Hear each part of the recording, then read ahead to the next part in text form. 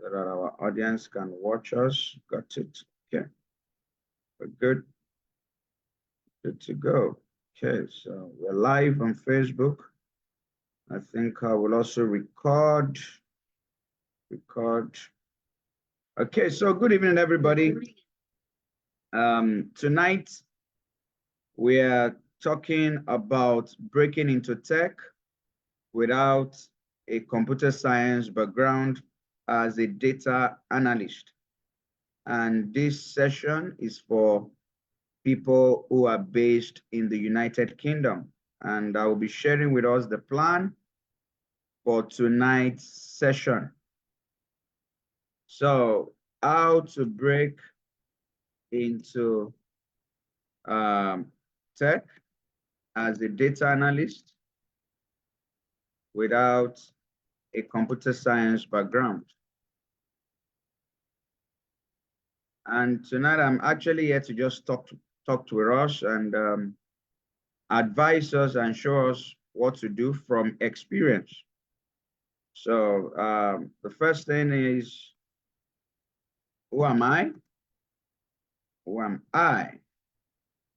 Omi Aliyomi, founder, digital consulting.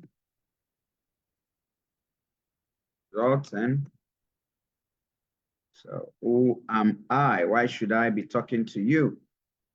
That's the first thing. Then number two, what is digital consulting about?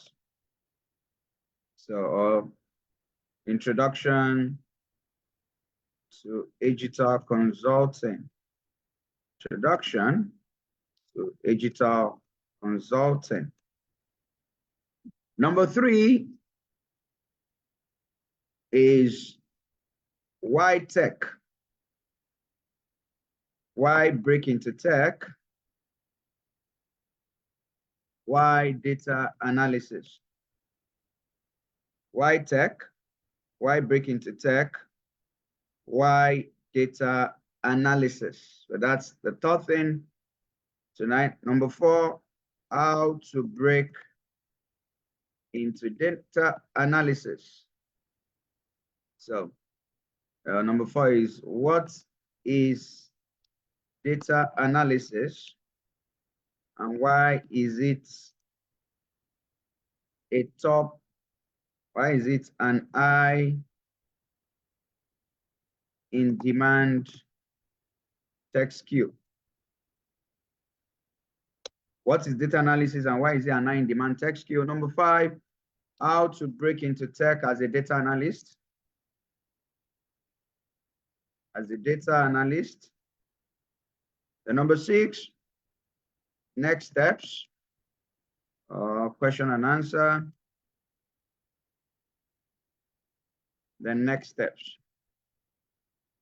So this is what we have for us tonight. So we examine this. No, just need to make it bolder. So we look at this. Now, like I said, tonight's session is not a presentation, really. It's a chat with everyone on this call. I believe that we are here because we want to break into tech. And some of us watching me, maybe you're in other tech fields and you want to break into tech as a data analyst. And my job tonight is to show you what we have been doing for the past 5 years and to provide the information and the knowledge you need to break into tech. So tonight will just be pretty straightforward and just showing you things and leaving you with all the information that you need to make the right career choice. So that is what I'm here to do tonight. And I want you to be very attentive. I want you to share the link with your friends and your loved ones because you will just help a life. You will help to transform a life by doing that, because the information that will be shared with us tonight, it's very beneficial. And I'll be having with me tonight Abid Sadiq. Abid Sadiq is a career coach at Digital Consulting, and he'll be joining me by 8 o'clock thereabout. So, but first of all, who am I? Permit me to introduce myself briefly. So I am Omi Aliyomi, and I think at this point I will share the slide just share a few of my pictures. Okay, so but before doing this, I think I need to just share a slide. So who am I? For you to listen to me, I think you need to know a little about me. A little about me will be in order. So who am I? What gives me the right to talk to you? What gives me the right to talk to you? So I am Omiyale Yomi. Like some of you watching me, I used to work at a multinational Big Four tax and auditing firm. I actually worked at PricewaterhouseCoopers, and I was there from 2013 to 2018 as a tax accountant. So I didn't start out in tech, even though today I'm in tech and I run quite a lot of tech businesses at the moment. But I started out as a tax accountant at PricewaterhouseCoopers. And 5 years after that, I got a job as a senior tax accountant with the largest indigenously owned Nigerian oil exploration and production company. And I was there for, I think, 13, 14 months. And after that, I dropped my resignation letter and I focused fully into tech. So I didn't start out with a tech background. I started out as an accountant, but I'm fully into tech at the moment. I'm a pastor. I pastor outside of King's Church at Bega, Lagos, or Bega, Lagos. So this is myself. I'm married. This is my lovely wife. This was some years back, right?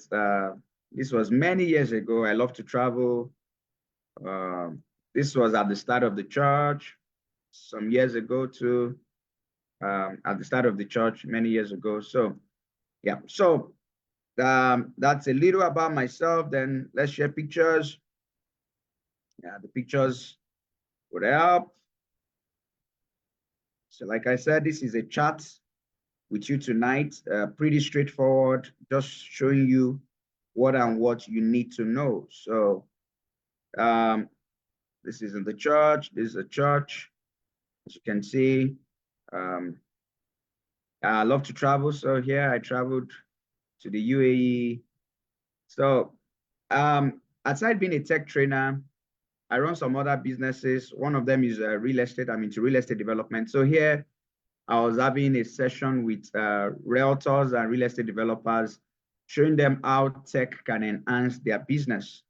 Same thing I was doing here. This was some years back. Here I was doing a tech training. This was a free tech training for youths, graduates, youth corpers, and some working professionals in Lagos. This was some years back. This was another session, right? So that's that about me. What else? Okay, I have an Instagram page that you can get there where I share my thoughts. You want to know a few things about myself, you could go to my Instagram page and follow my thoughts. So I would share that page shortly. So, Omiyale Yomi. So it's the one that is verified. That's the verified one. So it's the verified one that you should check. Okay, not the unverified. Just take note. The verified one, not the unverified one. Okay, so let's get into this. Okay, so this is it. Just follow the page and you get to see some of my thoughts, some of my persuasions are right there. So this is like a personal page for me. So I think that's that about me. That's enough about me. So let's go on to the second agenda. The second agenda. So here's the second agenda. So we are done with myself, Omiyale Yomi. Now, introduction to digital consulting. So what exactly is digital consulting all about? And the reason why I said this is because some of you watching me tonight, this might actually not be your first webinar that you are attending.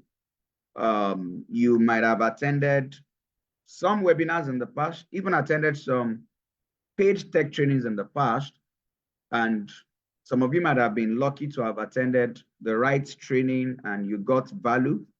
But I've also met a lot of people in the course of doing this for 5 years who have complained bitterly to me that they attended training programs and they spend a lot of money, thousands of pounds, thousands of dollars, as the case might be, but they didn't get so much out of it. And when they reach out to Agital, they want to do a program with us and they are scared. They are skeptical. They are like, oh, I hope this won't be just another waste of my time and of my money. I particularly believe time is more important than money. Both are important. So I always tell them that this is what you need to do. Before you register for any program with any institute, do these 3 things. And once you are able to do these 3 things, you will never make a mistake in registering for a program with any institute. You can never get it wrong if you follow this. And this is what I would do tonight. So if I wasn't the CEO of Agital and Agital has a course to offer, this is what I would do. So follow me as I do this, right? Just follow me. So it's 3 steps. I could make it 4, but it's 3 steps. So let's get going. So step 1, check out their reviews. Check out their reviews. So is what I would do. As you can see, Agital Consulting reviews. So check out their reviews, right? So let's go. Now this is a lot, but let's go to the reviews. So we'll get here. That's the first thing. Check out their reviews. So you can go through all this because now let me give you the statistics. Many students will never give a good review for an institution. Many students will never do that. And the reason is because like they've gotten what they wanted and they have moved on with their lives. But when an institution doesn't do the right thing, a lot of students will go there to give a bad review. So if you can find an institution that has a lot of good reviews, then they are doing something well and something very good, right? So check out these reviews. That is step 1.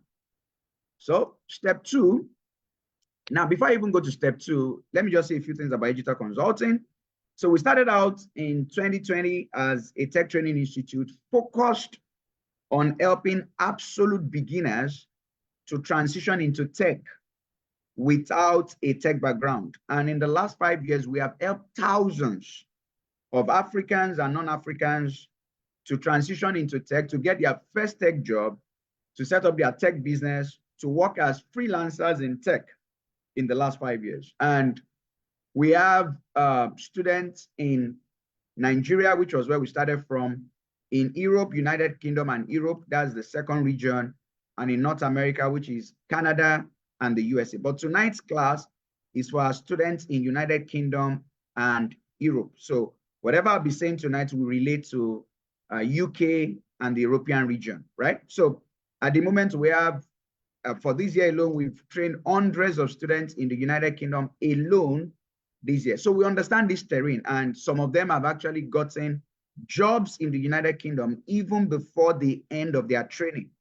So I want you to follow me because we have a track record. We have been doing these things for 5 years now, and we have a lot of results. So that's the first step. The first step is check out their reviews. Check out the experience of other students. Now, second step, you go to LinkedIn. That's the second step. You go to LinkedIn. Why LinkedIn? I will show you why you should go to LinkedIn. So you check on LinkedIn. So let's go there. Agital Consulting, LinkedIn. So when you get to LinkedIn, you search Agital Consulting on LinkedIn. So you search. So this is how you check about an organization. So we're right here on LinkedIn and we're seeing Agital Consulting. So what do you do? Post. Because you want to find out what students that have gone through their institution, what they have to say. Students who have gone through their institution, what do these students have to say, right? What do they have to say about them? What do they have to say about them, right? So that is very important.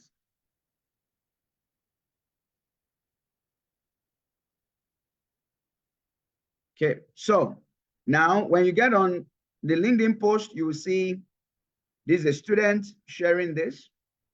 This is another student sharing this. So we go down. So this is Pascal showing his dashboard. This is Chinedu sharing this. This is Emmanuel. This is Chukwebuka Daniel. So you can see Ebiatu Messi. You can see what they are doing. So because these are real people, these are working professionals.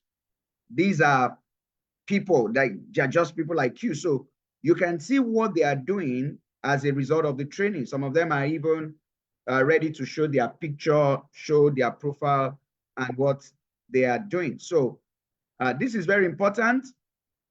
I will stop, I think, page 2. This is Frederick. Some are showing their certificates. Some are showing the certifications they've gotten during the course of the program. This is John. This is Ugochi.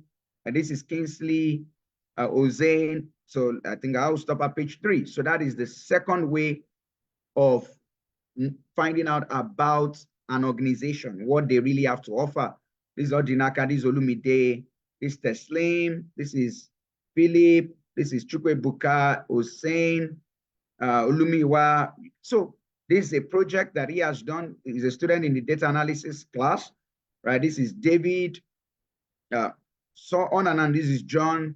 This is Adeyemo. So that's it, right? So that's the second step. Now the third step, it's also check out their mentions.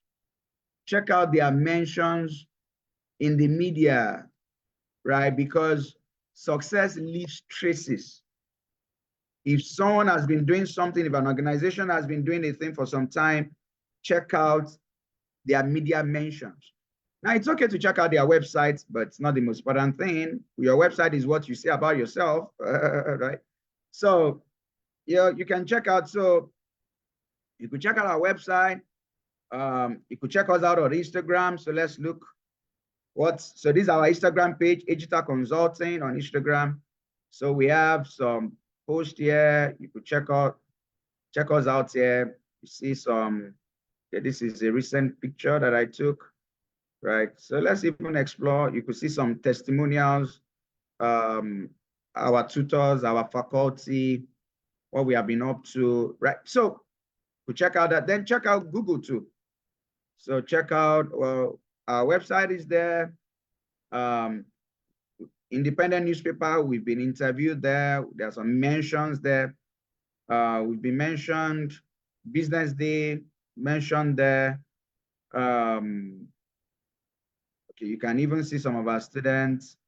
This is Vanguard. We've been mentioned there on Vanguard. So on and on and on.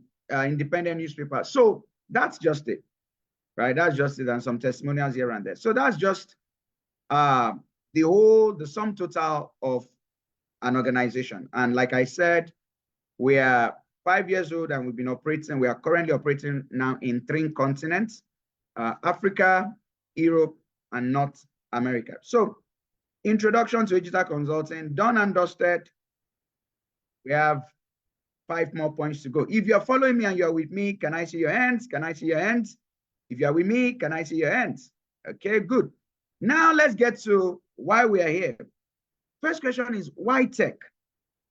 Why tech? Why break into tech? Why data analysis? Why tech? Why break into tech? Why data analysis? Now, like I said, I'm going to be very real and I'll be very practical. Most of you watching me are in 3 categories, maybe 4 categories. There's the first category. Some of you are students in the UK and you're about to finish your program and your visa will soon expire. So I understand. I have hundreds of students in the UK this year alone. So I understand the terrain. Number 2, some of you are doing this shift jobs. You work, you have shifts, and it's good. You are doing the work, but you want something better for yourself. You might have to work 6-hour shift, 8-hour shift, as the case might be. So, but you know that this particular job will not give you the life you desire, the life of your dreams. And that's the second category of people. Then we have the category of people that, okay, yeah, you have an office job, but you still want to transition to tech. You want to do better. So for these three categories of people, don't worry, tonight's class is for you, and we will take it a step at a time. So let me share another slide to bring this home. Another slide to explain this better. Okay, so switch to a career in tech. Let's get into this. Let's get into this. Switch to a career in tech without a tech background. Without a tech background. So let's get going. Now we're good to go. We're good to go. Ready? Go. So here we are. Now, why tech? Why switch to a career in tech? Why tech? Why switch to a career in tech? Now, IT opportunities are abundant, but the laborers are few. IT opportunities are abundant, but the laborers are few. So why should you switch to tech? Because there are lots of job opportunities in tech. True story.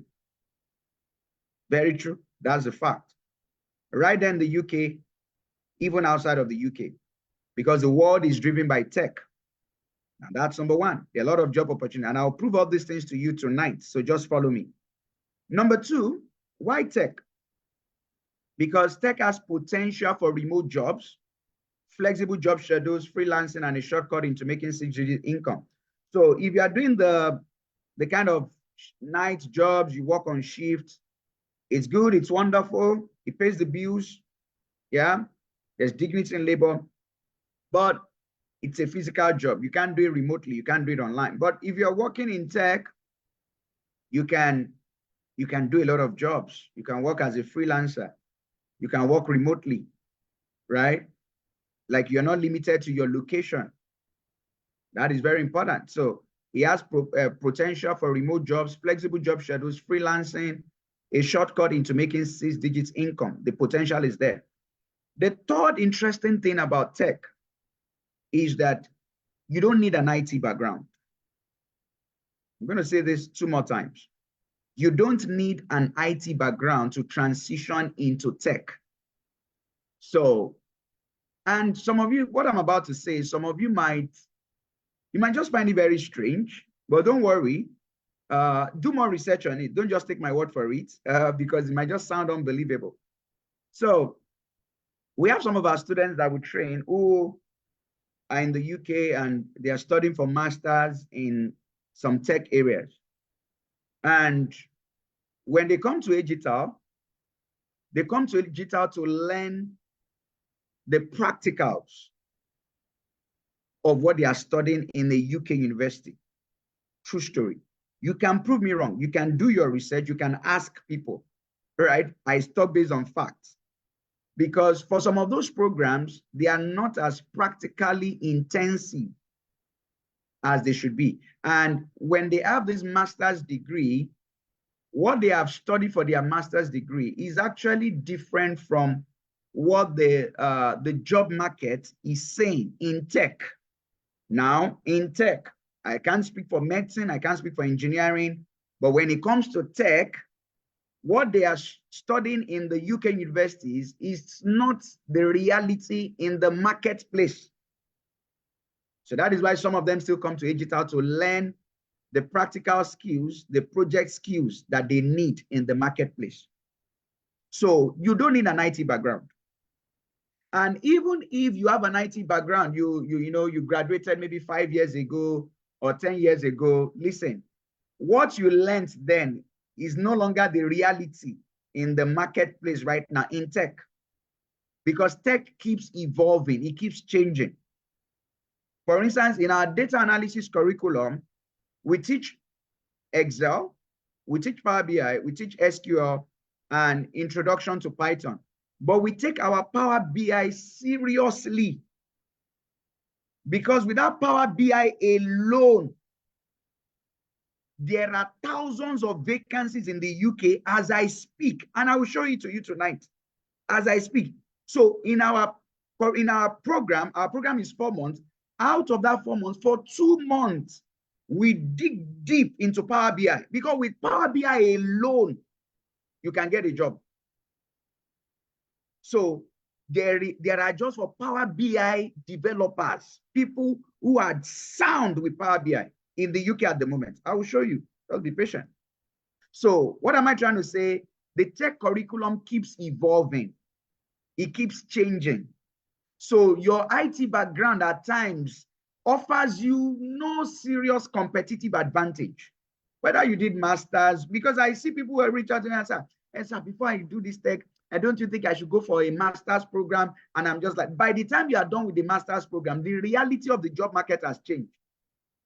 So what you need are relevant job skills, and you don't need a year to acquire it. Just a short period of time, intensive learning, focus, project-based, and you are good to go. So more than 26% of IT workers don't hold a degree. Almost 49% of IT job postings in 2017 did not list a degree as a minimum requirement for candidate. No age constraints. You can start at any time. When it comes to tech, another fear people have, nobody cares. For some of these jobs, they don't even see you physically. It's remote. The interview is done remote. The offer letter is sent remote. You start the work, you do the work remotely. So nobody even sees you physically. As long as you can get the job done, you are good to go. So that is very important. So having said that, let's verify these things, right? Let's verify these things. Let's verify what I have said, the assertion. I have put up an assertion, and it's time to verify this assertion. So I'm just trying to make what seems complex to break it down for you and to let you know that these things are not hard. They are not hard. So let's get going. Data analyst. Okay, let me start with data analyst. Okay, so let me share my screen. Share my screen, data analyst. So I'm going to jobs. So I won't do United States because our focus tonight is on the United Kingdom. Focus tonight is on the United Kingdom. So data analyst, United Kingdom. So I will do last 24 hours. I'm interested in the, okay, or should I do last 20? Okay, last 24 hours. Last 24 hours. Even though the last 1 week is still relevant, but let's just do the last 24 hours. So we are here. The first one, compliance, assurance, data analytics. 20 hours ago, 7 people have applied. So let's look at requirements. Possess a good level of technical data analysis coding skill, e.g. basic to intermediate level. Now, one other thing about data analysis, even though I shouldn't be saying this yet, but since it has come up, let me say this, is that it does not require coding. Excel is not coding. Power BI is not coding. SQL is not coding. SQL is just a query language, right? Python is one of the easiest programming languages because it has a library of functions ready to use. But you could even be a data analyst without touching Python. In our program, we just teach the introduction to Python, how you can use Python for data analysis. But you don't actually need to know Python in the real sense of it. So just need to say that. So this fellow coding, will I be writing coding? No, no, no, no. So one beautiful thing about data analysis is that it's an high in demand tech skill because all organizations need data. All organizations analyze data. All organizations produce data. They use data. They need to gather insight. So data analysis jobs are many, many, because data is being produced all the time. So look at the accountabilities, and this. So let's look at this. Like I said, Power BI. This job is a 46,000 pounds per annum job. They put it there 11 hours ago, 11 applicants. Data governance, Analyst Power BI, working. So strong Power BI experience, data modeling experience, background in data governance or data quality, SQL experience, experience working. This is just a view for the simply applied to the role. So that's it. Power BI, like I said, Power BI is strong. So let's look at this other one too. Now, Power BI, 11 hours ago, 9 applicants, 55,000 pounds. Power BI, I'm currently working. We're looking for a Power BI analyst to join their data team. At this role, you'll be responsible, create this, gather requirements, provide development. They're up to 55,000 pounds per annum. SQL skills, strong SQL skills, extensive experience of creating DAX measures, strong communication skills with the ability to translate data into insightful stories. That's all. No university degree, no master's, no PhD. Do you know Power BI? Can you work with DAX? Do you have strong SQL skills? Can you generate reports with Power BI? You're good to go. Right, you're good to go. So let me just put Power BI here. Now, there are many other jobs that don't require Power BI, but like I said, in the 4 months, we teach you Power BI 2 months out of those 4 months. Because if you are, so there's a difference between I have knowledge of Power BI, but I am very sound in Power BI. When you are very sound in Power BI, you cannot go hungry. In the job market of today, in the UK job market of today, and even in the global job market, if you are deep with Power BI, you can never be hungry. Never. Right? So let's look at this. Power BI, 5 hours ago, 9 applicants. So for Power BI alone, we have 503 results. So let's look about the role, about you, about us. With a 20 about you, you should have, look at it, a strong command. That's the word, a strong command of Power BI and SQL. That's it. I won't waste so much time on that. Let's go to the next one, Power BI developer. 11 hours ago, 3 potential applicants. So this is a 6-month contract, 550 pounds per day. Must have strong Power BI, DAX, and Python programming, just the basic, right? So develop Python queries, Power BI, design and develop robust data models with Power BI, create using DAX, data analysis expressions, troubleshoot and resolve issues. So I'll look at just one more, then we'll call it a day on this. Power BI developer, Power BI,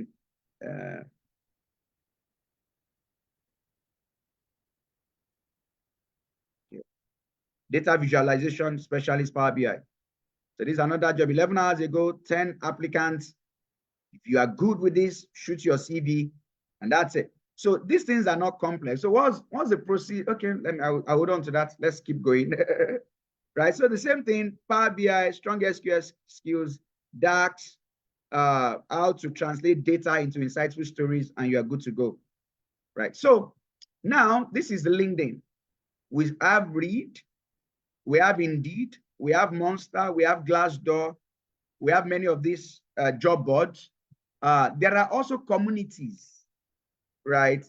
So, okay, I'll go into that. Just let me take it a step at a time, right? Let me take it a step at a time. Just hold on. Let's not rush it. Abid will be joining us very soon. Abid is a technical recruiter. He has worked at LinkedIn. He has worked at LinkedIn. He has worked at Microsoft. He has worked at Uber. He has worked at Teradata. He has over 11 years of experience as a technical recruiter. So Abid will be with us tonight.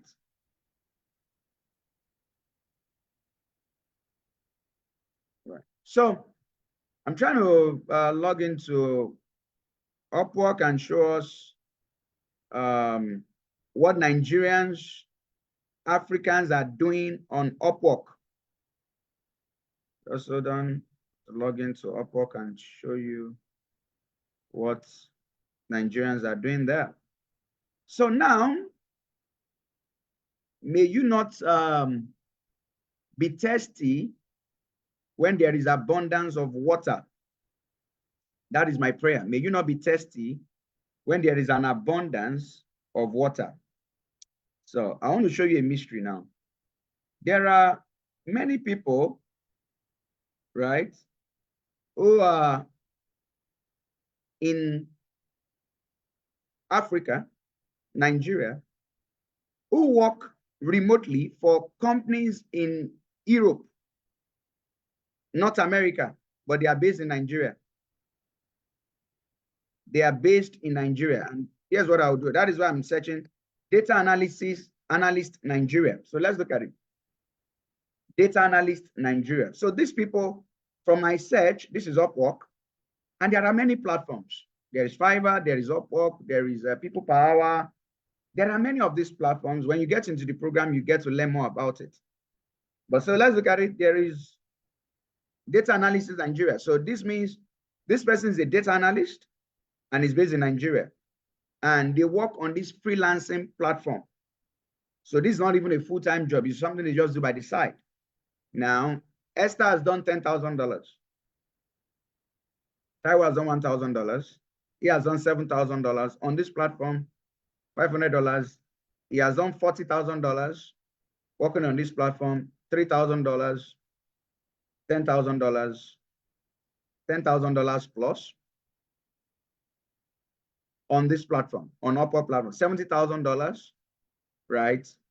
As a data analyst. She has done $20,000 plus dollars, data entry, data analyst, has done $10,000 plus dollars, $1,000, $4,000 plus dollars, $20,000 plus dollars.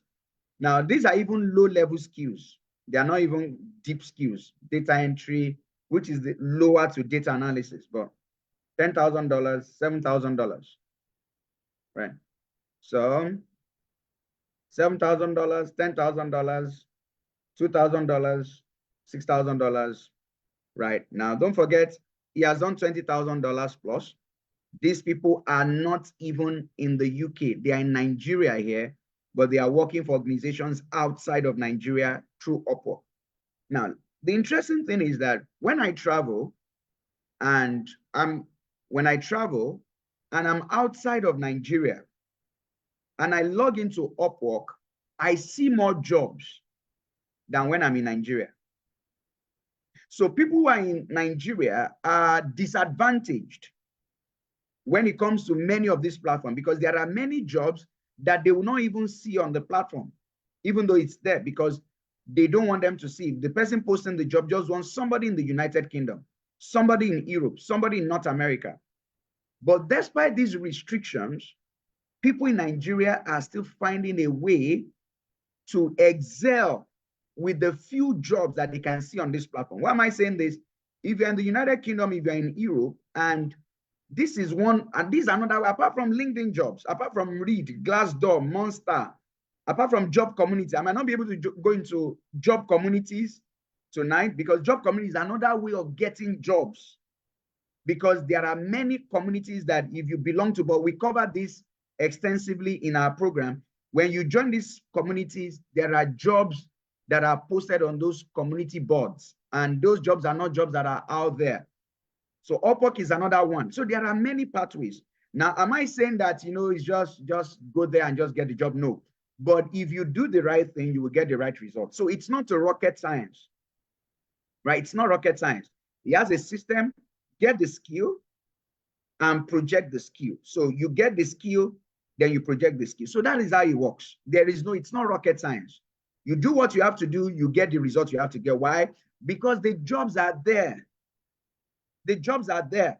So it is the jobs that matter. So you are not trying to learn a skill that doesn't have a high demand, right? You are learning a skill that has a high demand. That is very important, right? So now let's go back to my slide. Should I go back to my slide? Okay, so let me see where I've gotten to. Go back to my slide. Okay, so why tech? Why break into tech? Why data analysis? Okay, why data analysis? So let me go back to my slide then and see, yeah, if there is anything I've left out. So no age constraints, I've shared that with you. LinkedIn is your friend.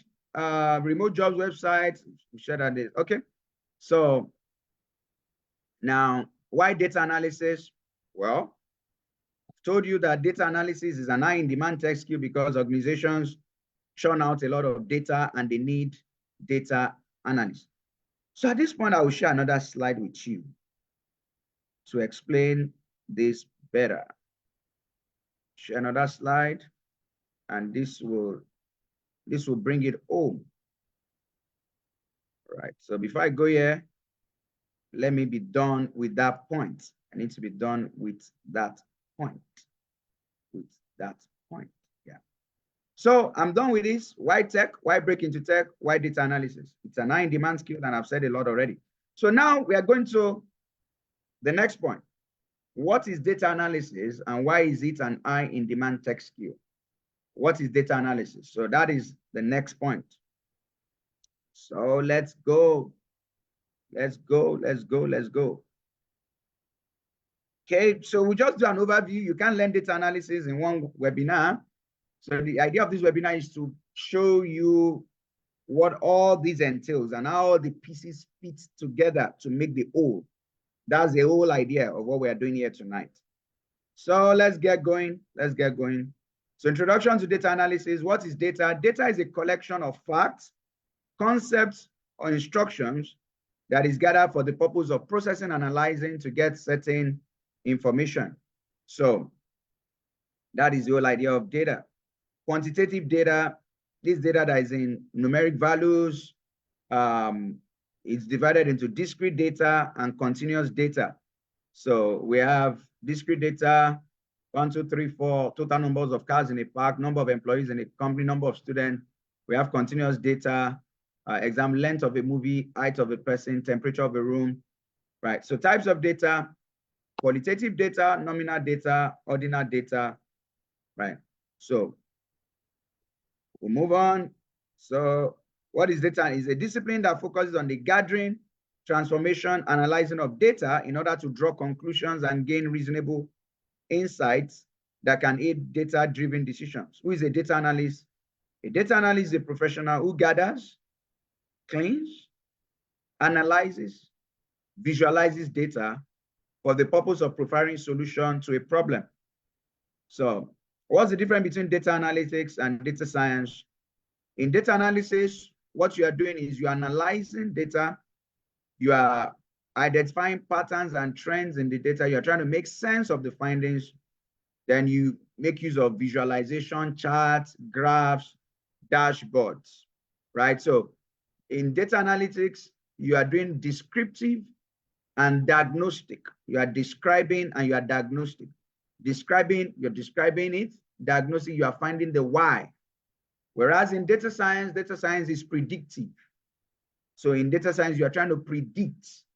You're trying to project and to predict, right? So that's the difference. And data science involves a lot of programming, machine learning, Python, and the rest of it. So popular tools in data analysis, Microsoft Excel, very powerful tool. Microsoft Power BI, very powerful tool. SQL. SQL is powerful because many organizations, they warehouse data using SQL servers. So this data is warehoused in all these servers because Microsoft Excel has a limit to the amount of data it can store. So it has its own limitations. So for very big organizations, they have to use SQL server. So that is why in our program, SQL is very important. So you have to learn Excel, you have to learn Power BI, and you also need SQL and a little introduction to Python, right? So there's the descriptive analysis, predictive, diagnostic, prescriptive. Prescriptive means you're trying to give a solution to the problem. Diagnostic, you are finding why. Descriptive, you are describing the words. Predictive, you're trying to predict. Yeah, so descriptive deals with the question what. Here we analyze the data, mostly historic data, to find out what has happened in the past. It does not go deep enough to explain the causes of these outcomes though, so it just describes. Diagnostic, of course, diagnosis as the why, it deals with the why. For instance, after describing an increase in the sales of a company for January, the data analyst wants to know why. Why was there an increase? Right? Data analysis is an interesting field, and it keeps growing and growing and growing. So predictive, the analyst wants to predict future outcomes based on the analysis done on the historical data. Prescriptive, you're trying to prescribe. So why is data analysis an high in demand tech skill? So here's the why now. So for those who are in the UK, NHS always recruits, always. And one of the job roles they recruit for is data analyst, always recruiting. NHS is always recruiting all the time. And if you are very good, you are very sound, you will scale the interviews and pass. One of our career coaches has actually worked at NHS, right? So he has a lot of information to share with those who are trying to get an NHS job. So the health sector, so this is why data analysis is an high in demand tech skill. Health sector generates a lot of data. So data analysts are needed in the health sector.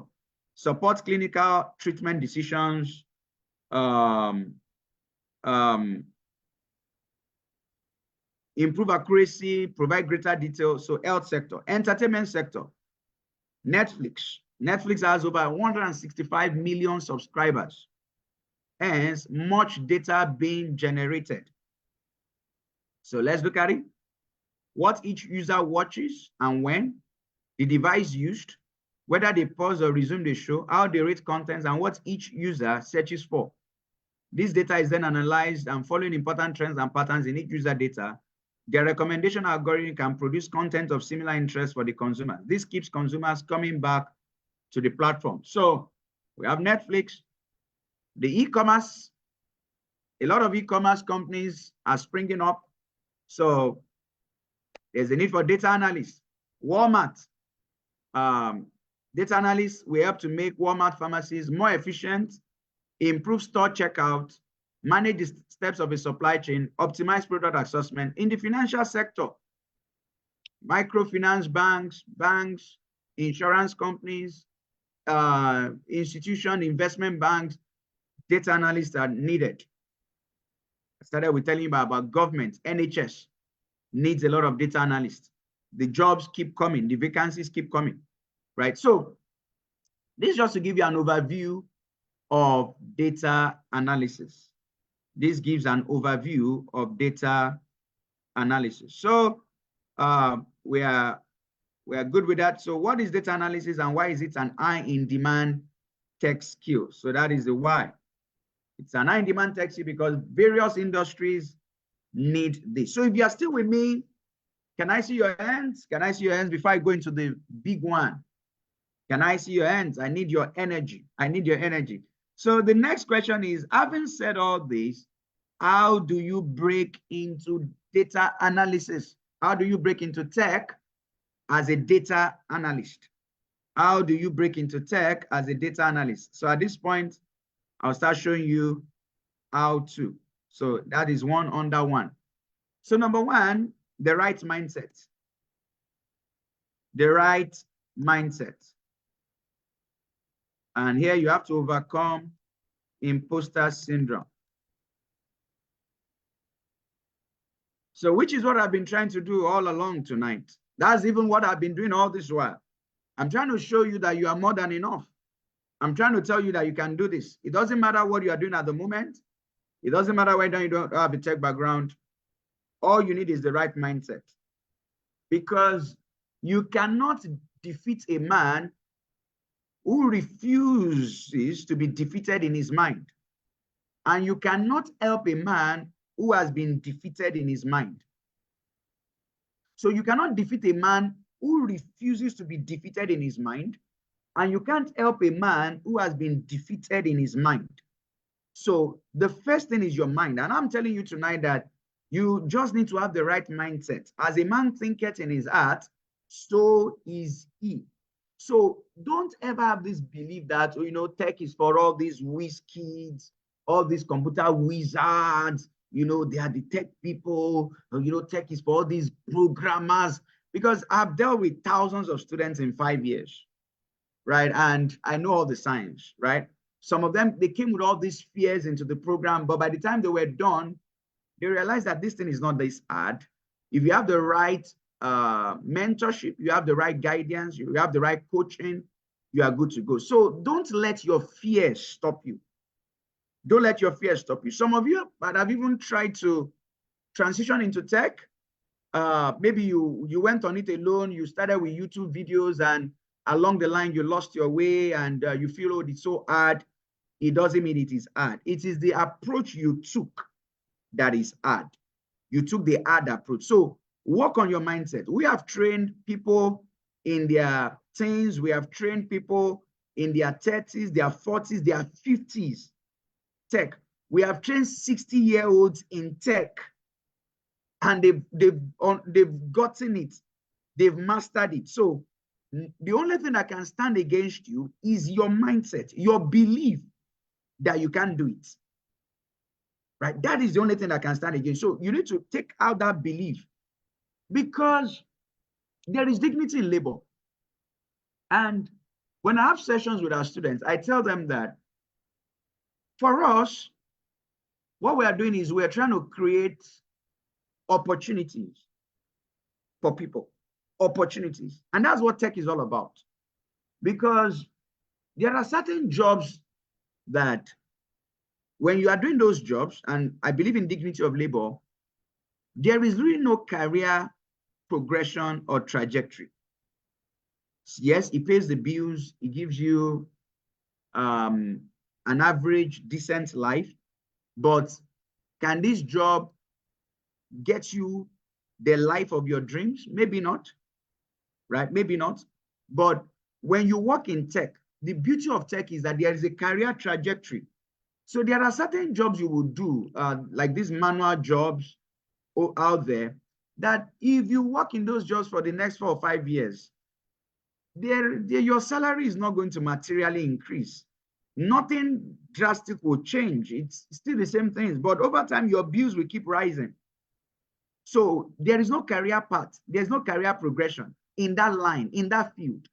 But when you are in a tech field, your first job might not be paying so much, maybe 45,000 pounds. By the time you work there for like 6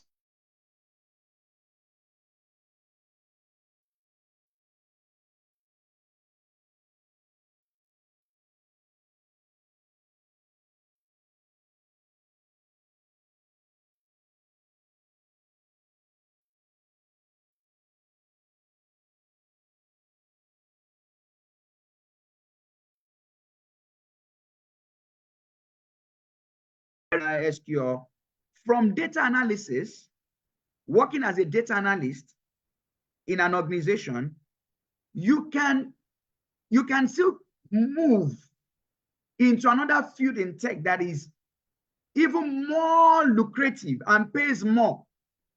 Now, Microsoft platform is another hot field.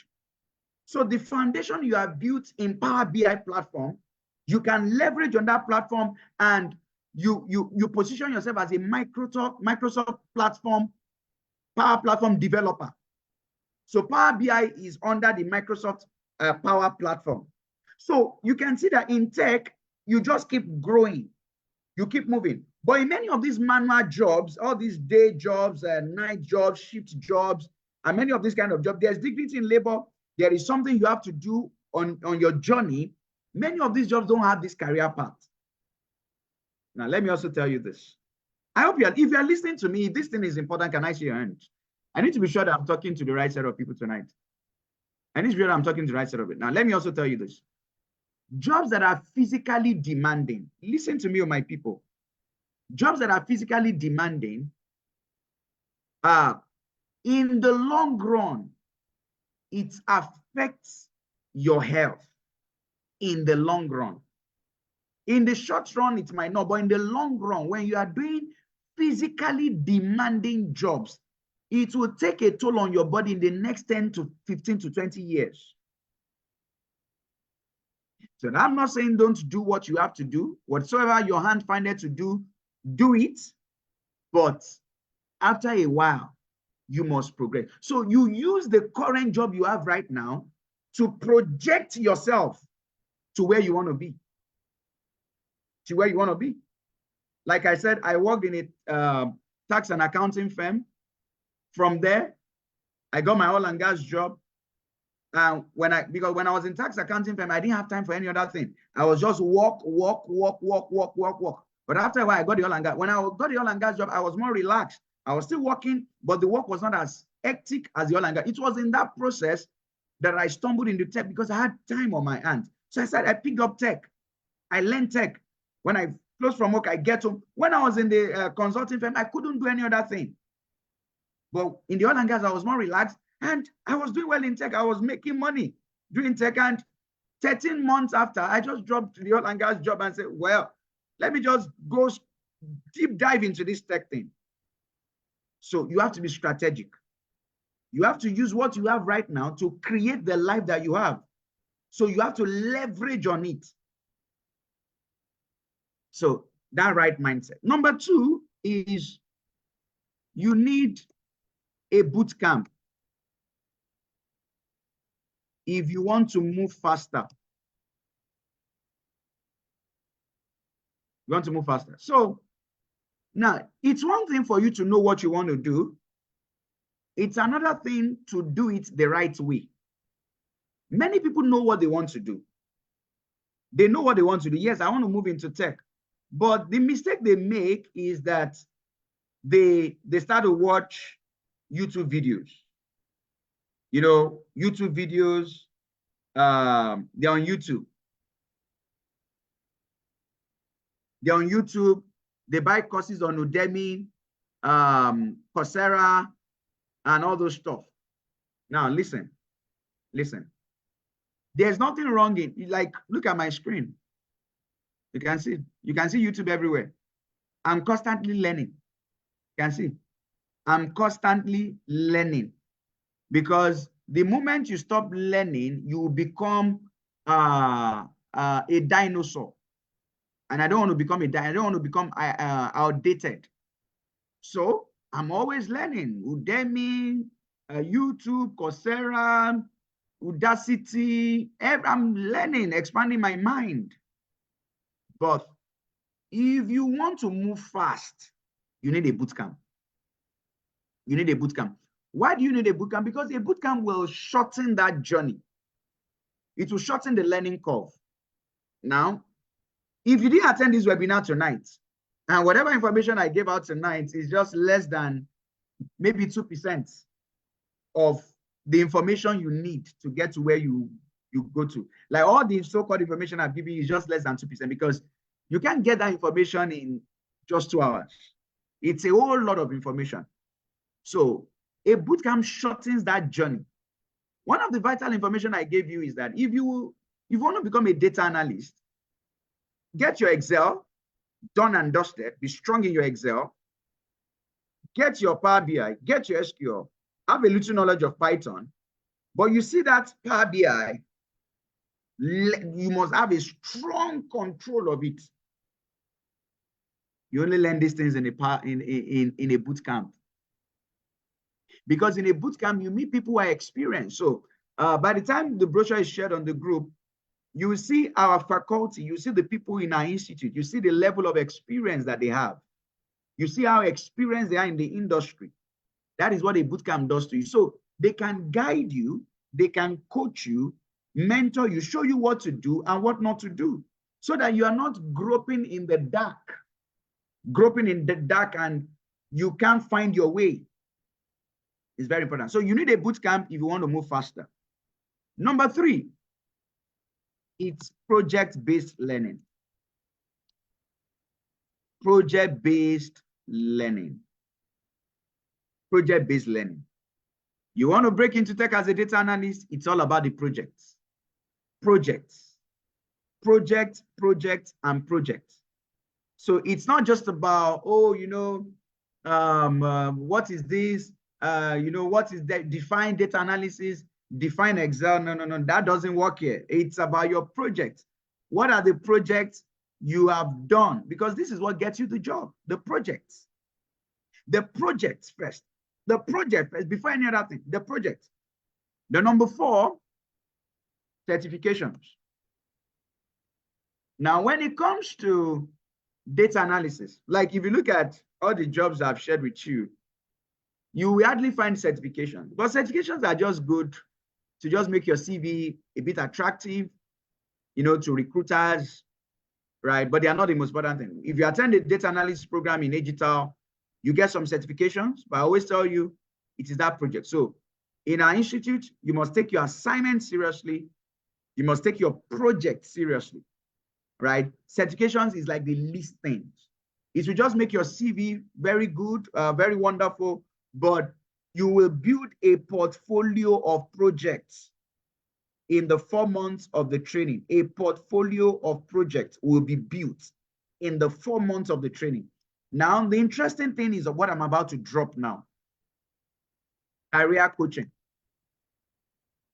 Career coaching. Now, let me say this. What I'm about to say is where digital differs from a lot of institutes. And I will say this. So here's how our program works. It's a 4 months program. Or let me call it 4 month initial program. Initial program. So emphasis on initial. I'll put in the initial. A 4 months initial program. Now, during that 4 months initial program, you have classes Mondays and Thursdays. Right? So you have classes Mondays, 7 p.m. to 9 p.m. UK time. Then you have classes Thursdays, 7 p.m. to 9 p.m. UK time. Now listen, there is what we now call career coaching classes. So these career coaching classes, they are on Saturdays, but once in 2 weeks. Now, career coaching classes never end. It doesn't end. It is your 4 months technical training program that ends after 4 months. But this career coaching program, it never ends. Why? The reason it never ends is even when you get a job, it still never ends because you will still need support. So what do we do at this career coaching? CV revamp, LinkedIn optimization, interview prep, building your job-ready portfolio of projects.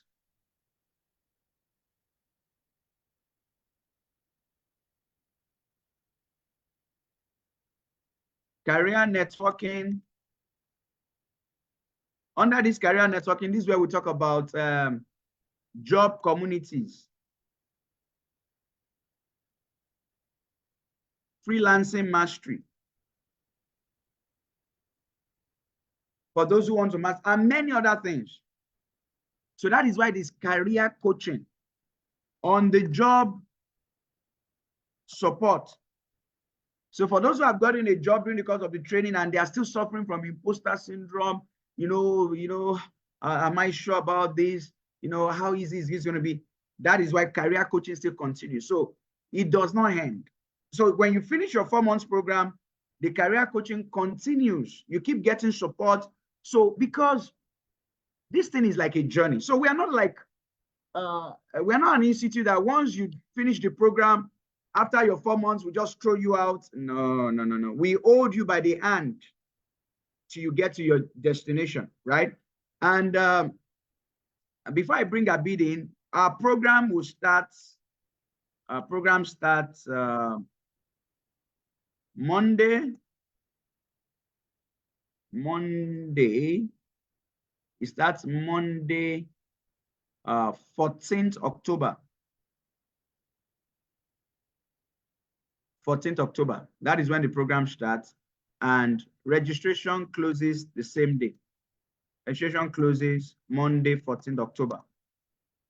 So program will start by 7 p.m. Registration will close by 6 p.m. That's an hour before the program starts. But registration is ongoing. There are people already on board. So let me bring in Abid, and I'll be asking him some questions. Abid. Abid. I hope Abid is here.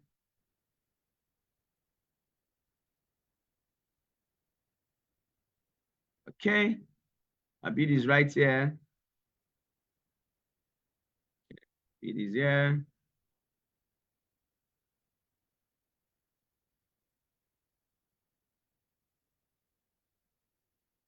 Okay, Abid is here, so I need to make Abid the host so that I can share his screen. Okay, so Abid, good evening. Hello there, good evening. How are you? How are you doing today? Not too bad, thank you. Not too bad at all. What about yourself? How's life treating you? Well, doing good. Yeah, doing good. How are Fabulous. you doing too? Yes, all good, all good. Thank you very much for Mhm. asking. Okay, that's fine. So tonight we have a few questions to ask you. Once again, let me introduce you to everyone. So Abid is a technical recruiter. For those who don't know what that means, these are the people that recruit for tech roles for organizations. So Abid is the guy that recruits you and certifies that you are fit to work in this organization. So, and he has worked at Microsoft. He has worked at Uber, at Teradata, at LinkedIn. So he has a lot of experience recruiting for these organizations, and we brought him into Agital to train our students on how to navigate the job market because he has experience on that. So the first question I will be asking Abid tonight is, Abid, how is the UK job market at the moment? What can you say about the UK job market? Okay, a great question to start off with by throwing me in the deep end. So yes, let's go for it. We at the moment in the UK, the UK job market is fairly healthy, and there's a couple of reasons for that. And I'm talking holistically as a job market, and I'll go into specifics and talk about data analysts in a short while. But the reason I say holistically the job market is fairly healthy, particularly in terms of IT, is a number of reasons actually, but we'll just skim over a few of the Mm, main ones. mm, As you will be very aware, there are now just over 2 months to go before Christmas, and just over 2 months to go until we get into the year 2025. So, what normally happens around this time of the year is that many organizations get new budgets. Many organizations look at forecasting for the next, not only sometimes the next financial year, but the next sort of calendar year as well. Some companies actually have their financial year replicated by the Gregorian calendar. So their f financial year starts in January. So around about this time is the time that they start to plan for new vacancies, new industries, and just for general growth. Secondly, we have just come back. A lot of people in the UK have just come back from their summer holidays, from their 6 week mm, holidays. And, this is the first time in quite some time that many large organizations have got a full workforce in the office right now after the summer holidays. So what happens usually when there's a full workplace there, workforce there, what normally happens is people start planning, people start thinking about ideas and how to expand and how to earn more money, essentially. And then how one of the main reasons how people do that really is they hire more people.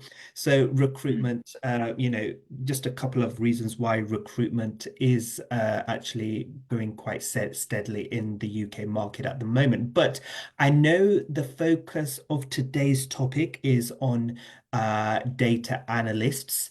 The UK job market for data analysts, particularly in 2024, remains really highly dynamic with steady demand across multiple sectors. And I'm sure our listeners will be interested to know some of the sectors that data analysts are in huge demand are sectors such as the finance sector here in the UK, the healthcare sector, retail and e-commerce sector as well.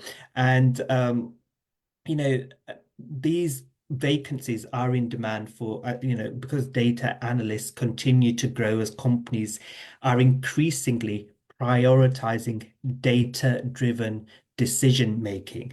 So, mm, because of this, there's a demand out there. So, the key trends in the current UK market for data analysts at the moment, basically, as I said, they are sought in many industries, finance, for example, mm, healthcare, as I mentioned as well, healthcare for operational efficiency and predictive mm, analytics, technology for product development and user data analysts. Sectors like retail and e-commerce are also heavily reliant on data analysts to optimize customer experience in sales. And some of the skills that are in demand for data analyst employers are looking for candidates skilled in Python, SQL, Power BI, and mhm, Tableau, expertise in cloud platforms such as AWS, Microsoft Azure, or Google Cloud. Also has seen a significant rise in demand. So if you are going down that road, or if you're really interested in pursuing a career in data analyst, in data mm, and analysis, let me tell you, the market, particularly in the UK, is really, really quite buoyant at the moment. And some data that I managed to encapsulate earlier on, the average salary for data analysts in the UK ranges anywhere, I would say, from about 35,000 for entry level roles, with mm, senior roles in London exceeding around £65,000 annually.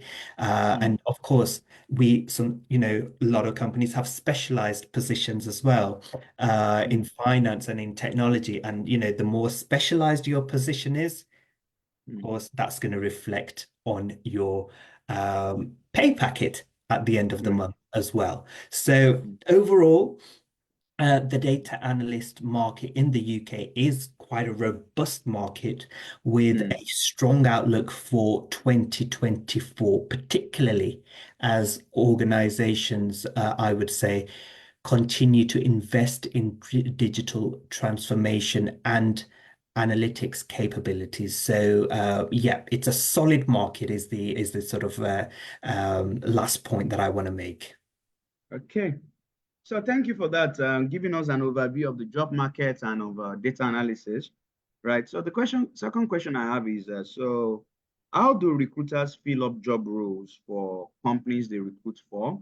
Can you just can you walk us through the process of an organization recruiting a data analyst? So how does it happen? Okay, so let's take any large organization. They have a role for a data a data analysis person. So what would normally happen behind the scenes before any normal person gets to see the job online? What would normally happen is we would get a call, we would get an alert as a recruiter within that particular vertical market that the hiring manager is recruiting for a data analyst. So what we would do behind the scenes is that we would arrange a call with the hiring manager. We'll find out Mm, exactly what the hiring manager's requirements are.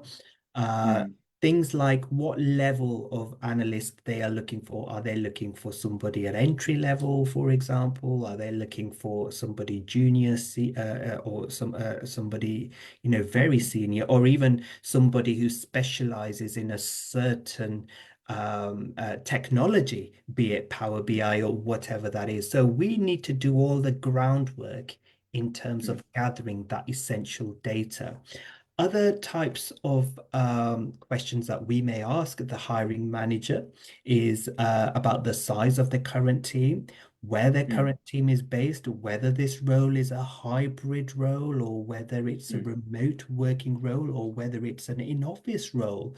Um, we would ask other things like what must the candidate have? So these mm, are what we call behind the scenes not the non-negotiables, essentially. mm, Okay, so there might be a list of two or three non-negotiables, but we try to mm, keep that to a minimum.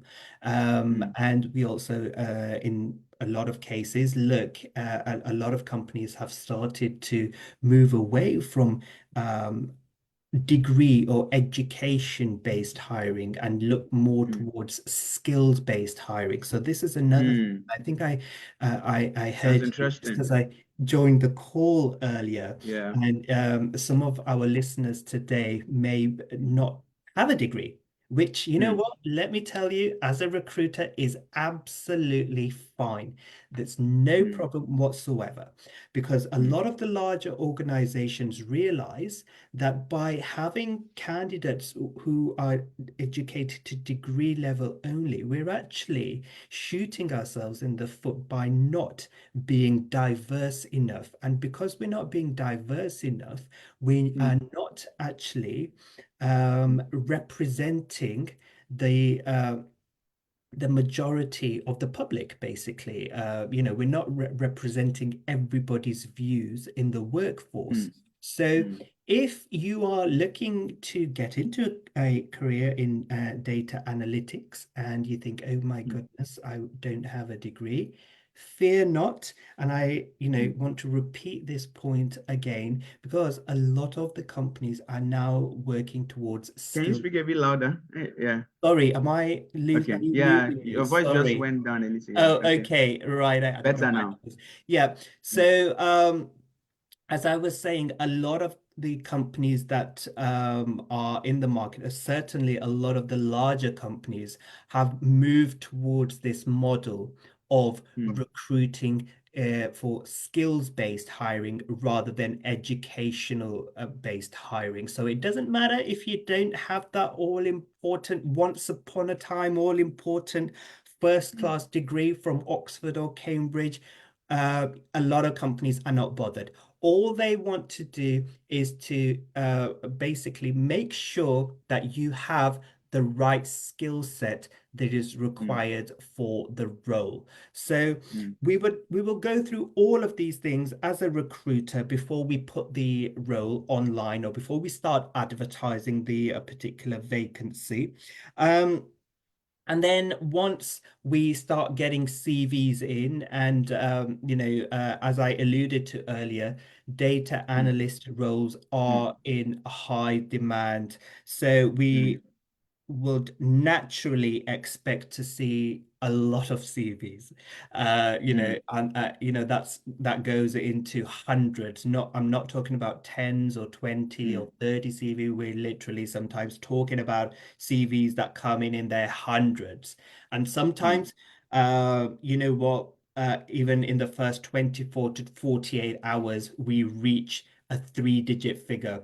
And that what happens in those situations is that, the applications are just coming in mm, so thick and fast.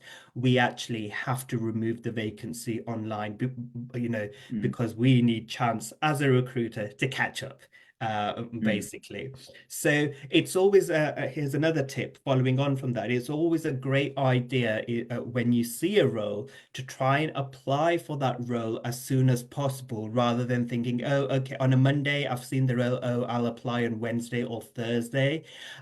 mm, With roles that are in high demand, chances are that job will be taken offline in the next few mm, days. So, and I mm, know I absolutely appreciate sometimes you might be at work or life gets in mm, the way, but do try to prioritize applying for a role that you see and that you've liked within that day if you can. mm, I mm, think that's a really, really important point that we mm, need to address here. So So what we do, as I say, we will then go through those CVs. We will look at keywords. We will look at the person's experience. Remember, we've already Mm, got the knowledge of whether we're looking for somebody who is going to be mm, coming in at an entry level or a senior level or whatever the case might be. Okay, so mm, we already have that information. So we will then try to sift CVs in accordance with what the mm, hiring manager wants and align that with the experience that we are seeing on a candidate's mm, CV. Once we do that, we will then aim for a short list of candidates, mm, and then we would mm, normally present that short list. And I can't really give you a definitive number on that short list. Sometimes it can be, 4 to 5, sometimes it can be up to 12 people, mm, sometimes it can be 6 or 7. And then we would present that short list to the hiring manager in some instances or their team members. And then we will then make a judgment call or a decision as to who we would want to interview based on the shortlist. And remember, based on the must-have criteria as well for that person to function successfully within that team. So must-have criteria is really, really important. It's not just something that the mm, hiring manager makes up for the hell of it and thinks, okay, they must have X, Y, and Z. Remember, mm, they are going to think of all the skills that their team members have at the moment and basically what's missing from the team. So give you a very, very simple example. If everybody on the team is highly proficient in using Microsoft Excel, this is a very basic example, and you're not, then the chances are you're not going to be hired because everybody else is mm, going to be on a different level to you altogether. mm, So these mhm, must-have requirements are there for a reason. It's for the hiring manager to help the team and to help the person grow within that role as well. Well, you might be thinking, mm, well, I don't have Excel. The other team members do have Excel, but then that mm, comes down to a training issue. If the team mm, are genuinely busy and they don't have time to train you, then you're going to get left behind. mm, So those key requirements are hugely, hugely important. And then we will look towards the interview process. We'll have an initial call with the candidates that we shortlisted. We will find out a little bit more about them. It's our chance here to sort of to put a human behind those 2 or 3 pages that we see on our computer screen, to put a mm, personality behind that, to put the enthusiasm behind that. And then we will then further shortlist those candidates and take forward the ones that we think will be suitable and, mm, will adapt really well to the existing team members as well. mm, So there's mm, quite a lot to do. mm. True, true. Okay, so Abid, at the interview, what are the factors you look at the interview in choosing the preferred candidates? Okay. Yeah, and what do you think? What do you know are the mistakes many candidates make at the interview? So it's a two-in-one question. Okay, yeah, okay. So what do we look for and what are the mistakes? So what we try to look for in an interview, and I think what many recruiters and hiring managers tend to look for in an interview. Clearly, we've shortlisted you. Let's just make this easy in terms of numbers. From 100 candidates, we've shortlisted 5. So you're in the top 5% of the 100 CVs that we've seen. So what do we expect? We already know you've been interviewed or you've been shortlisted for a reason because you meet the basic skill sets that we've set out. Mm, You've passed at this stage an initial hiring, an initial recruiter phone call as well. So we know all about your salary expectations and we know your notice period. And so basically the reason why you've got to this point is because the recruiter is also happy with you as well. So mm, you've cleared one round, essentially, an official round. You've cleared that because if you were mm, not suitable, the recruiter would tell you either straight away or within a day or two and say, look, mm, we're not going to take you forward because you don't meet X, Y, and Z. So mm, you've unofficially cleared that round and you've got what we want, basically. Now, this is your opportunity to shine. How can you shine? By showing off your technical skills. And if I was a candidate at this stage, what I would be the way I would be preparing myself is to know that the hiring I would reread the job description for sure. I would mm, highlight the mm, keywords and remember what I was talking to you about earlier. This is your chance to, put life into those 2 or 3 pages that we've seen in regards to your CV. So I would definitely highlight my achievements. I would use the keywords that are in the job description because that's also what the hiring manager looks for. And mm, a really important point I think to mention at this stage is that I would absolutely want to show my enthusiasm for this role and my passion within mm, the industry. How do I show that? Just a couple of ways. Off the top of my head, okay, I will talk about my soft skills. I would talk about skills like being able to work as part of a team. I would incorporate my soft skills and talk about maybe problem solving, a strong analytical and critical thinking abilities. Uh, I would talk about communication skills basically. They can see that they can see you because they're talking to you, probably if it's an online interview. Okay, so they can already see how you communicate, but I want to take the hiring managers through mm, my ability to present insights to non-technical stakeholders, how I would write reports, translate data. And if you've done all this, and if it's not on your CV, now is your time to mention this team collaboration, attention to mm, detail. So these are all the things that the hiring managers will be looking for. Now, mm, 9 times out of 10, when you are in an interview situation, you will see hiring managers making notes on their pad, and they will be highlighting or they will be wanting to remember all the cool stuff that you've said. But a lot of companies actually, when hiring managers are making notes, they have a framework basically. So, they will have printed a framework and they will be sort of assessing you against that particular framework.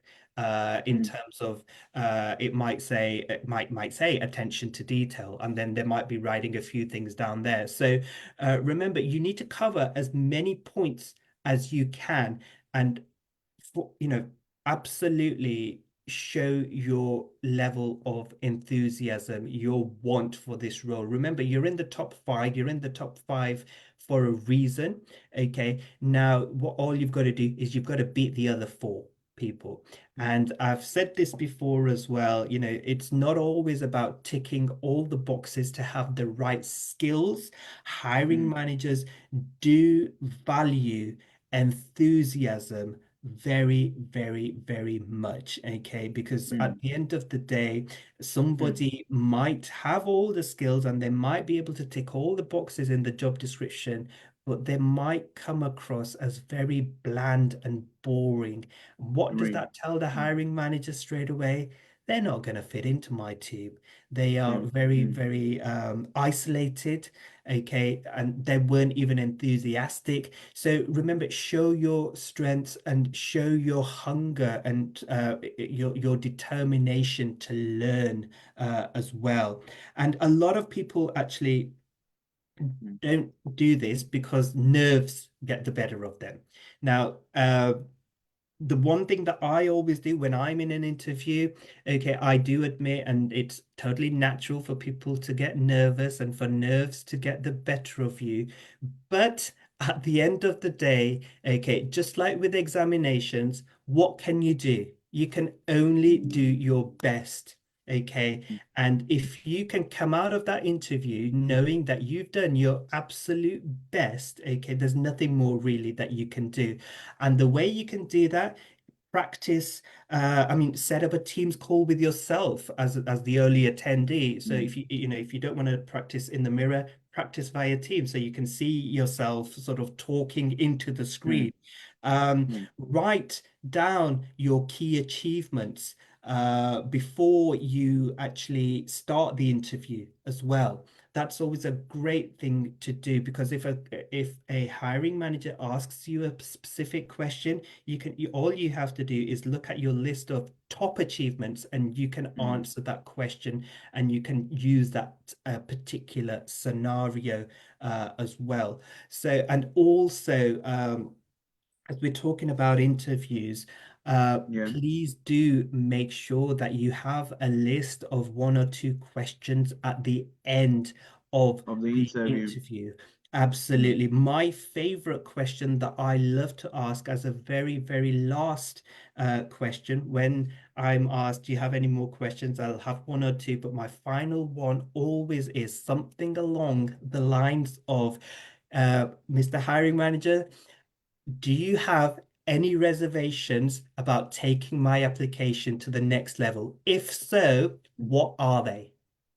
So, what mm, have you done there? You've recapped your entire interview.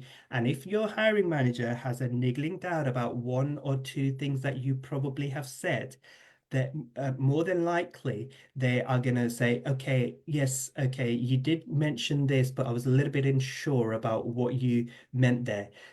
Now is the golden opportunity for you to readdress that concern. And essentially, what you're trying to do is you're trying to close the deal, right? Uh, mm. you know, you're telling the hiring manager, consciously, subconsciously, what more do I need to do? Yeah, thank you for that, Abid. So the final question is for the incoming student. So you're a career coach at digital consulting, and you have sessions with our students once in 2 weeks. So the incoming students would like to know that what should they expect at this career coaching sessions? What is the objective of these sessions, and what do you actually cover at these sessions? Okay, Yeah. so the main objective for our students and our new students in career coaching sessions is actually, I would say, empowerment. We want to empower you guys and for you guys to know as much as possible to do with talent acquisition. Now, talent Mm, acquisition is one word that, or two words, I should say, that covers a lot. Okay, so it's a mm, huge umbrella. So we will go through things like how to set up your CV for success. We will look mm, at things like your LinkedIn or your digital footprint, which is becoming mm, increasingly important in today's day and age. We will look at all things to do with interviewing. We'll look at the mm, types of interviews that you may be subjected to. And we will essentially, I'll take you on a journey from somebody who's, just um, gotten into the world of data analytics, let's just say, and will metaphorically, hold your hand, take you on a journey. We'll get you to do your CV. We'll get you to look at your digital footprint. mm, We'll have a look at job sites and how to apply for jobs as well. And then we will also look at interviews, interview techniques, all the way up mm, to sort of getting that job offer, looking at your contract, even perhaps, and sort of mhm, maybe, in some cases, haggling for a salary increase as well. So mm, the other thing that I do want to add in terms of the coaching sessions, I do try to keep mine very, very interactive. So it mm, won't just be 2 hours of me speaking to you or speaking at you. You will have the opportunity to to ask as many questions as you want. And have your input as well. So that's just a tip of the iceberg, let's just say, in terms of Mm. what our career coaching sessions will empower you to do. For you. Mm. Yeah. So thank you very much, Abid. It's been a wonderful conversation tonight, and I would say see you in the career coaching session, right? Regards to the Indeed. family, yeah, regards to everyone. Yeah. Bye. Thank you very much. Yeah. And hopefully Bye. we'll speak again soon. Take care. Yeah, Bye for sure. now. Yeah, Bye yeah. Bye. bye. Yeah. Bye. Yeah. Okay, so this is the part where we have to conclude question and answer next step. So the program is starting, like I said. I'll take the questions. I can see some of you have dropped your questions in the chat box. So don't worry, I'll take your questions, but let me just finalize. So we're starting Monday, 14th October by 7 p.m. Registration is ongoing as we speak. Registration will close by Monday or on or before. Let me not say by on or before Monday, right? Um, October 14th, right? So to register, it's actually discounted. It's 250 British pounds. To register, you will pay via the Stripe link, right? And aside that, if you are paying in Naira, because I can see some people asking about wanting to pay in Naira. If you're paying Naira, you pay 500,000 Naira if you're paying in Naira. So if you, then for registration and inquiries, WhatsApp, that's WhatsApp, plus 2340077587734. So WhatsApp this line and you'll be good to go. So just do a WhatsApp and that's fine. So I think that's it. So let me take your question, right? Or your questions. So before we call it a day, so that this session won't be too long. Okay, so we offer career coaching, which supports you in getting your job. And the beautiful thing about career coaching is we have a lot of career coaches and it doesn't end. Abid is there, Fumbi is there, Joshua is there, and many other career coaches like that, right? So for those who are asking for instrumental payments, if you are doing instrumental payments, you are doing 160 GBP now, and you are doing 160 GBP by November. So that's 160 GBP and 160 GBP. So that's for instrumental payment, which if you are doing in Naira is 320,000 Naira and 320,000 Naira. Right, so that's the instrumental payment plan. So you didn't get the number is now on the screen. Yeah, you can pay in installment 160 or 320,000 and 320,000. So you can WhatsApp the number shown on the screen, right? Someone is saying, what if you're an introvert? Being an introvert doesn't stop you from being a data analyst. You can work remotely. That's not a problem. And there are many remote jobs, many freelance jobs out there. What are the chances for people abroad to get a job in the UK? The chances are very high. That's why I showed you Upwork. Personally, I've done a couple of jobs for US organizations. So, and I'm in Nigeria at the moment, so that's not an issue at all. So once you have the skill, like I would say, the skill is in the most important thing. If you have the skill, the rest is easy, right? The rest is easy. I've answered the question, how much is the 4 months program? 250 British pounds. So someone is saying, what is the possibility of getting a remote job from Nigeria? The possibility is very high if you master the skill. The skill is the most important thing. Once you master the skill and you follow through the career coaching classes, that is not a problem. So when it comes to people that are even outside of the UK, there are two options. You can work remotely from Nigeria and work for organizations not only in the UK, but even in the US, Asia, Australia. A lot of Australian companies recruit. Yeah, so I know a lot about UK, European organizations, companies in Poland, Estonia, Latvia, Netherlands, Germany. A lot of opportunities are there. North America, US is a very big market. Canada is also a very big market. So a lot of jobs are there. But aside these remote jobs, you can also get visa sponsorship jobs. So these are jobs whereby the company recruits you on a sponsorship because they know that, okay, you can do the job and you are very skilled and they will sponsor you on that. So those are the two ways. So being outside of the UK is not a disadvantage in any way, right? In any way. So we help with work reference, right? So if you get a job and you need employer work reference, we help with that. We'll do the work reference for you, right? So we do that. And we also help you in career coaching, helping you to secure the job, as Abida said, CV revamp, tech interview prep, LinkedIn optimization, helping you to review your offer letter, and many other things. So, and this support is ongoing, it doesn't end. So that's the kind of support we render to all our students. Classes are recorded. Classes are recorded. All classes are recorded. The replay is made available. Then take note, there are teaching assistants that will also help you out if you get stuck. So aside from your tutors, technical tutor, aside from your career coaches, you also have teaching assistants that will help you if you get stuck, right? If you get stuck. So someone is asking again, yeah, we provide the work reference for you. So that's not a problem.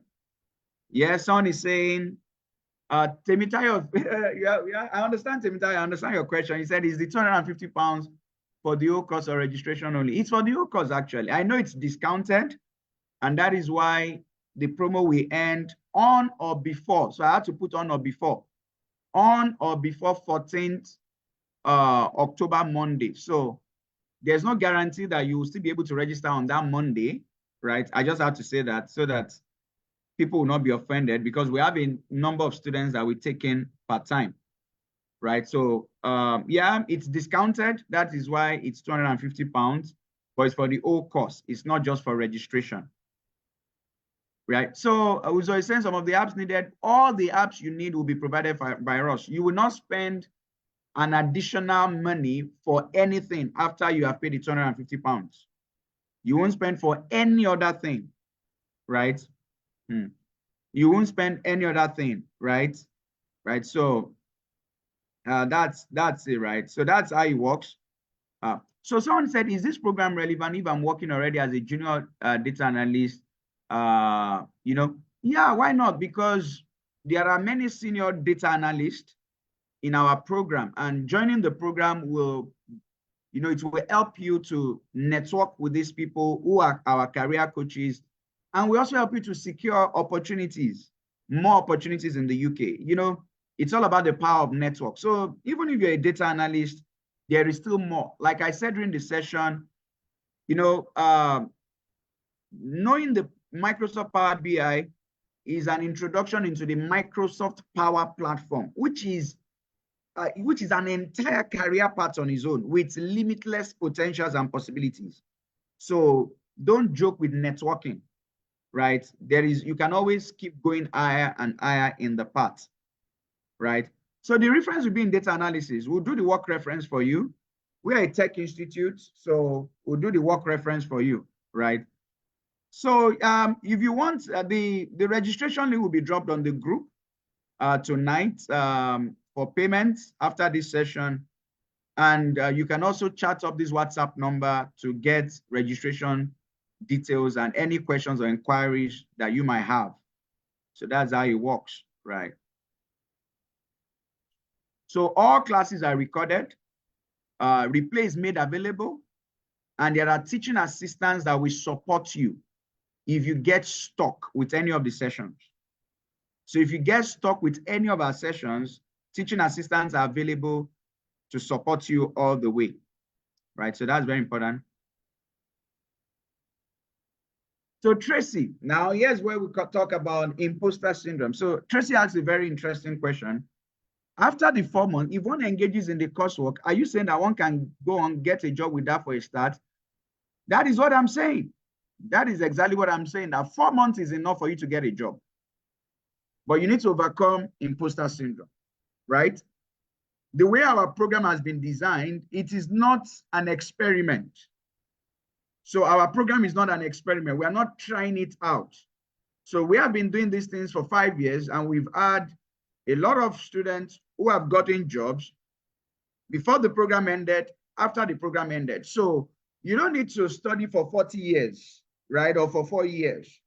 Once you acquire the skill, because there is no fluff. We don't deal in fluff. We go for the real substance. What you need, it's job ready skills. These are the things you need on the job.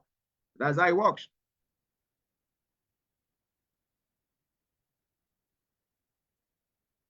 No, the program is 4 months. So 4 months is 4 months, right? So that's it. 4 months is 4 months.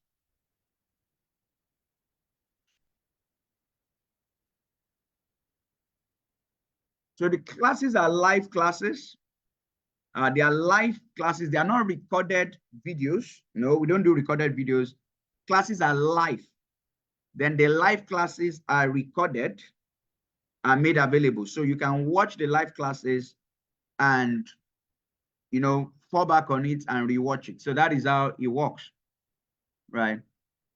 That is how it works.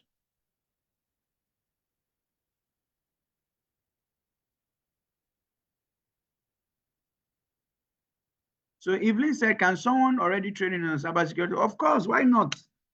Multiple skills is the order of the day, right? Multiple skills are very important. So you must have knowledge in various domains because it will aid you. It will aid you in anything that you are doing. So why not? Because you are doing cybersecurity, it doesn't stop you from picking up data analysis skills, right? It doesn't stop you from picking up data analysis skills. So are there other questions? How many projects do you work on? The projects are endless, right? You at least in Excel, you do 2 projects. In Power BI, you do like maybe 4 projects. In SQL, you do maybe 2 or 3. Python, you do 1 project. Then after your program is over, you still keep doing projects. That is the idea of the career coaching classes, because what you don't have in work experience, you will complement with project experience. You get what I said? What you don't have in work experience, you will complement with project experience. So after your 4 months program, you are still doing projects. At the career coaching classes, you are still getting projects to do. Projects are being done. So that's how it works.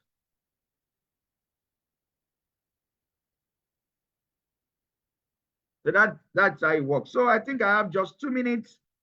2 minutes to go. If I've not answered your question, you can drop a question on the chat, or you can send a chat on WhatsApp and your questions will be attended to. Right. So in the next 2 minutes, we are done. Do you help in providing references? Yes, we do. We provide employer work reference. We help you with references. So that's not a problem at all. We do that all the time. We've done that for a lot of our students, and we've not stopped doing that. Not stop doing that. So we do that all the time for our students.